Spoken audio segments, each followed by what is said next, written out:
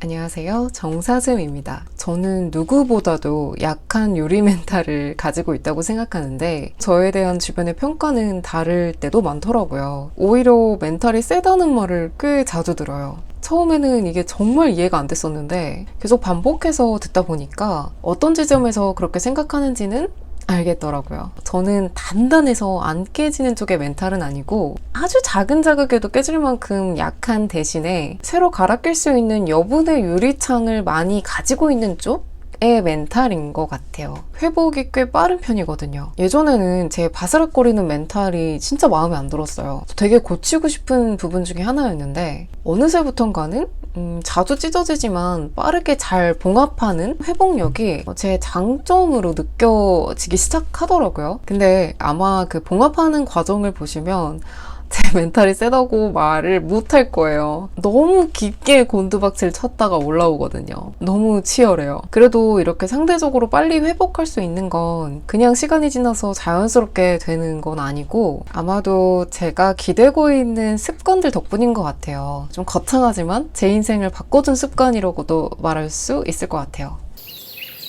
첫 번째는 글쓰기 습관인데요. 제가 처음 글쓰기의 힘을 온몸으로 실감했던 건 유튜브를 처음 시작하고 대본을 작성하면서부터였어요. 그전에는 뭐 다이어리도 쓰고 뭐 그랬지만 그냥 오늘 뭐 먹었다, 어딜 갔다, 누굴 만났다 뭐 이런 시간 순으로 나열하는 정도의 메모 글이었지 뭘 생각하고 적는 그런 종류의 글은 아니었거든요. 근데 대본은 그렇지가 않잖아요. 말이 되게 써야 하고 듣는 사람도 이해할 수 있게 써야 하니까. 그리고 제 콘텐츠들은 대부분 저의 과거 경험을 끄집어내서 전달하는 내용이 많기 때문에 과거의 나와 그때 그 상황을 다시 마주해야만 했어요. 글을 쓰기 전까지는 문제의 그 상황과 그때 그 감정들이 제 속에 그냥 좀 순서 없이 마구 뭉쳐진 실뭉치처럼 남아있는 거라면 글을 쓴다는 건 그 실뭉치를 풀어내는 과정인 거예요. 근데 내 기억이고 내 감정으로 뭉쳐진 실뭉치니까 언뜻 보면 이미 내가 잘 알고 있을 거라고 생각을 하는데 막상 글을 써보려니까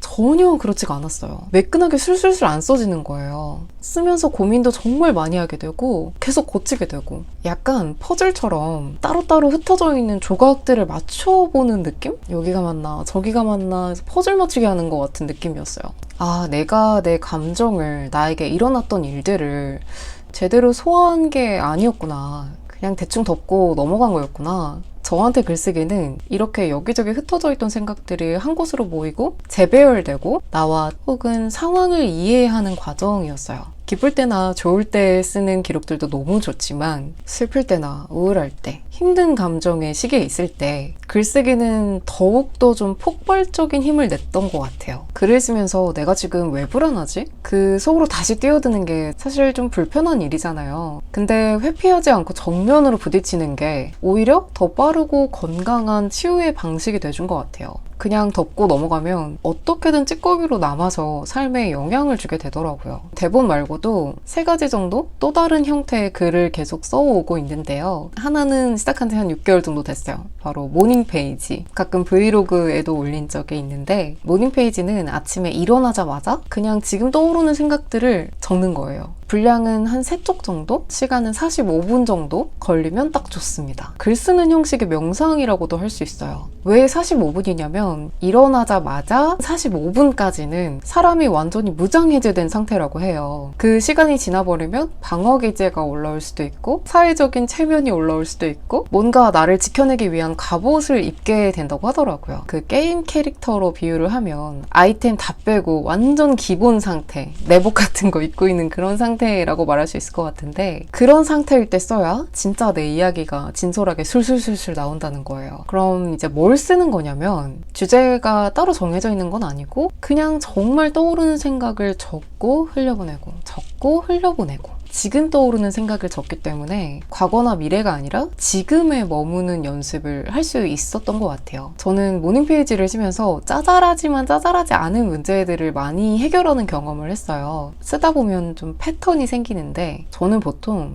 해야 될 일, 이번 주 해야 되는 일, 다음 주 해야 되는 일, 앞으로 해야 되는 일들을 많이 적더라고요. 자매품으로 해야 되는데 안 하고 미뤄왔던 일들까지. 그런 패턴을 보니까 제가 하루를 잘 살아야 한다는 압박감을 좀 많이 느끼고 있구나. 그래서 여유가 없다고 느낄 때도 많구나. 미뤄둔 일들은 별것도 아닌데 안 해가지고 매일 그렇게 부채감을 느끼면서 불편하게 살고 있었구나. 그런 걸 인지하고 나니까 미뤄왔던 거는 그날 바로바로 해버리고 압박감은 조금 내려놔도 되겠구나. 그런 마음가짐이 생기더라고요. 살면서 조금 안 풀리는 일들이 생길 때 고민거리가 생긴다든지 그럼 머릿속에 온통 그 생각밖에 없기 때문에 모닝페이지를 쓰다 보면 자연스럽게 그런 내용들을 쓰게 되는데요. 쓰다 보면 내 마음을 어렵게 하고 있었던 그 근본적인 생각을 찾아내게 돼요. 그러면서 막연하게 생긴 그 불안감들은 많이 해소가 됐고 동시에 나에 대한 이해가 깊어지면서 내가 가까이 할 것과 멀리 할 것을 구분짓게 되더라고요. 삶을 대하는 태도가 만들어진다고 할 수 있을 것 같아요. 그리고 제가 하고 있는 글쓰기 형태의 세 번째는 문장 수집이에요.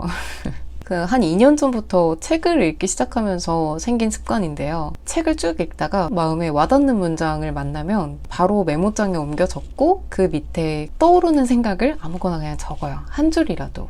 그렇게 하다 보면 책 읽는 속도가 엄청 느려지기는 하는데 그냥 읽는 것보다는 훨씬 더 그 책이 깊게 담겨지더라고요. 그러면서 글감도 많이 얻기도 하고 글쓰기를 시도해보고 싶으신 분들한테 이거 꽤나 재밌게 할 수 있는 글쓰기 방법인 것 같아요.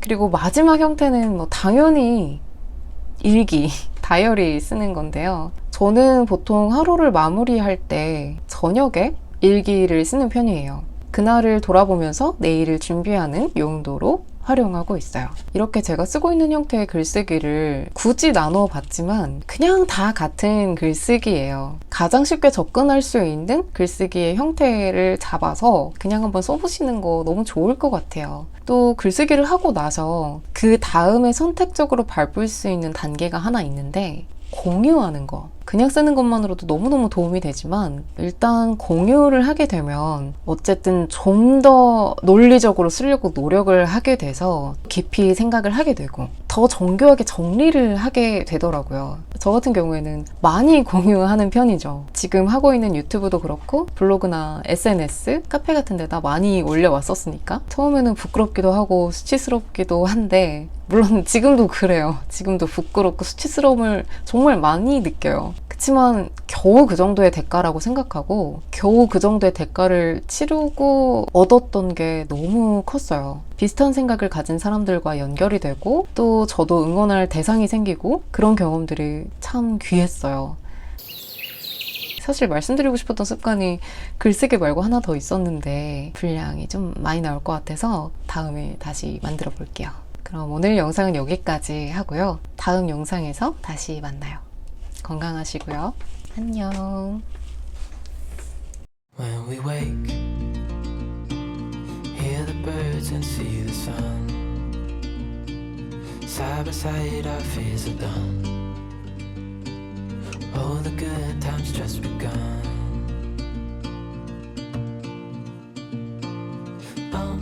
We know what we have, let's hold on tight.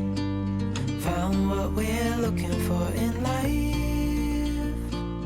Call us crazy, but things are finally right.